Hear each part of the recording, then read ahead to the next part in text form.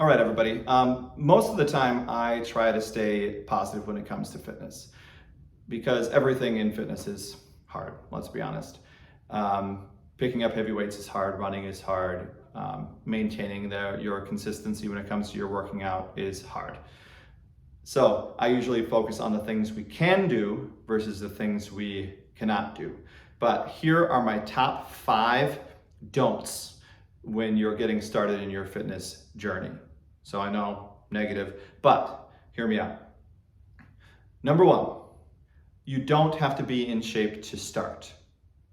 A lot of times we look at these fitness ads and everybody that's in the ad is super fit and they are toned and they have 5% body fat. And so we think that we need to look like that before we even get started.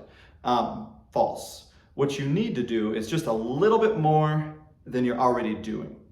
Try some new things. If you always were attracted to a cycling class and you've never tried one, be open, try it. I'm sure that everybody would love to see you there. Everybody started somewhere. So you don't need to be in shape to start. I hear it so many times as a personal trainer when people reach out to me and they say, oh, hey, you're a personal trainer? Oh, I'm not quite ready to hire a personal trainer yet because I'm not quite in shape enough.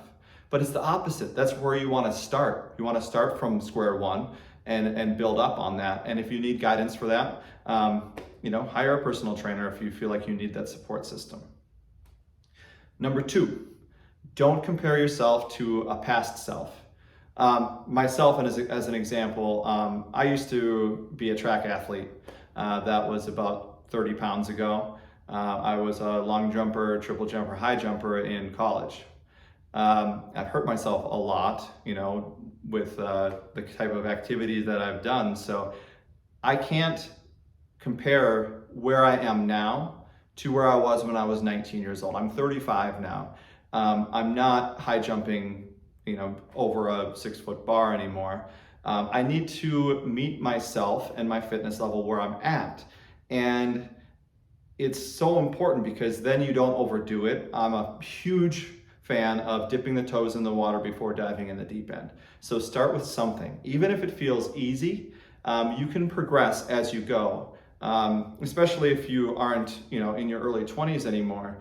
It is so important to be consistent with your workouts, even more so than the intensity level of your workouts, because we want incremental gains over time. And if we do something where our ego gets in the way, we're going to hurt ourselves, or we're just going to regret it. We're going to be sore for 4 days just because we tried to do something that we used to be able to do. I'm not saying that you can't get there eventually, but if it's been a while since you have done that type of activity, we need to build ourselves up into it. So it's kind of a come to a realization moment that we aren't our 18-year-old selves again, where we can roll around on the ground and jump and recover from that as quickly as we used to be able to. So that's number 2. Don't compare yourself to your past self. Recognize where you are at this current moment and build off of that. Number 3, don't compare yourself to others, especially if you're in a group training session and there might be someone that's super fit next to you. And then you kind of get down on yourself because you realize, oh my gosh, they're in so much good shape. They've been working, they're lifting twice as much as me. They're moving twice as fast as me. They're not you, So you need to realize where you're at again and build up to that. You can be in as good of shape as that person. It takes time and dedication. Another thing that I usually like to tell my clients is that you don't know that person's story either.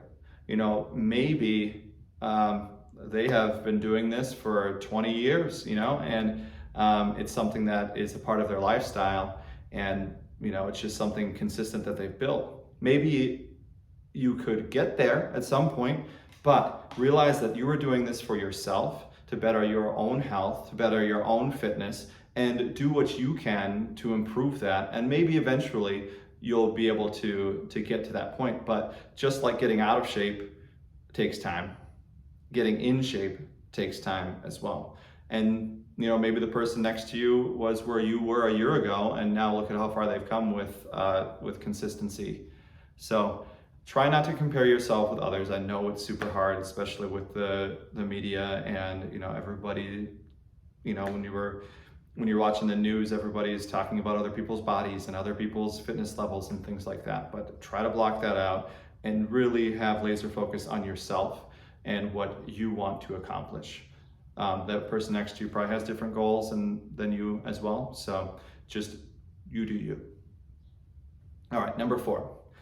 Don't be afraid to learn, because if you are going into a group fitness class or you're watching YouTube videos online, this is a journey.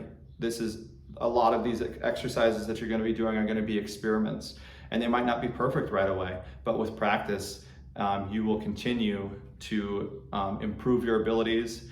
Just make sure you're staying mindful and you're paying attention to where should I be feeling this exercise? Should I be feeling it here? If the low back is not included in that list of where you should be feeling it, maybe we need to tweak the form a little bit, but be patient, be willing to learn, and keep growing in your mind-body connection. And the more you practice, just like yoga, they refer to yoga as a practice. Fitness and lifting weights and resistance training and running and everything is also a practice. We're constantly learning and growing and tweaking our form and things. So don't be afraid to learn and grow in your fitness journey / practice. All right, and number 5, it might be the hardest of all, because we want quick results. We want that magic pill. We want to be in spring break shape in 3 weeks. Number 5, don't give up. Don't give up because it takes time. It takes consistency. Like I said earlier, consistency is going to be the most important thing in your fitness journey. It's not about the intensity. It's not about the duration. It's not about how much weight you're lifting. It's about making it a part of your schedule and sticking to it. That might be 2 times a week to start. It might be 3 times a week, but we need to be realistic and we need to stick with it. If you start to develop a habit, positive or negative, and you keep doing it, it's going to be harder to get out of that habit. So we want to make these positive changes in our lives. Let's say you want to work out 3 days a week and you stick to a consistent time. Let's say it's 8 a.m. Monday, Wednesday, Friday.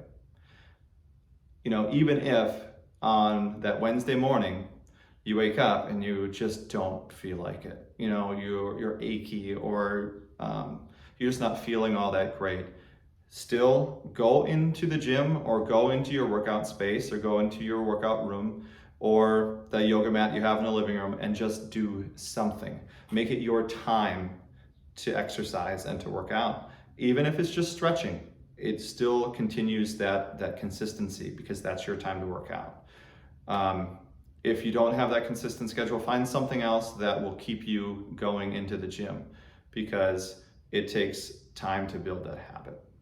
And if you need some help, have an accountability partner, maybe a spouse, maybe a friend who's trying to work out too and continue their fitness journey. Your community can really have a huge impact on your motivation to keep going.